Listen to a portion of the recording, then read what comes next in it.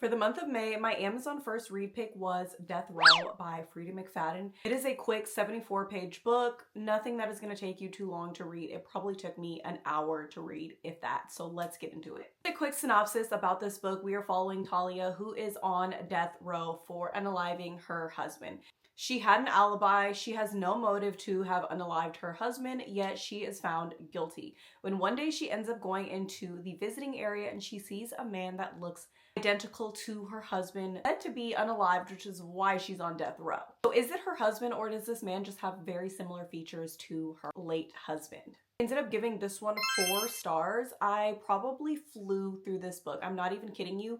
When it probably took me 45 minutes and I was pretty much at 90% of the story, I would have given it a 5 stars, but those last little couple of pages just had me so confused on everything that I just read. This is definitely one of those books where fully invested, and then you get to those last couple of pages that make you just sit there and contemplate on what you just read. You're trying to break down every little bit and piece for this ending to make sense, and that's exactly how I would describe this book. It was so good, but at the same time, I feel like I need like another 2 or 3 chapters to really break down what I read and to get a better understanding on everything that I just read.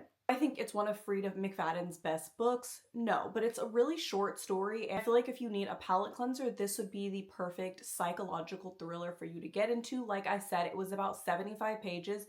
It took me an hour to read the whole book, and especially if you're trying to hit a reading goal, this is definitely a book that you should add to your TBR. This book comes out June 1st, so I would definitely add this to your June TBR, and we'll just end up flying through.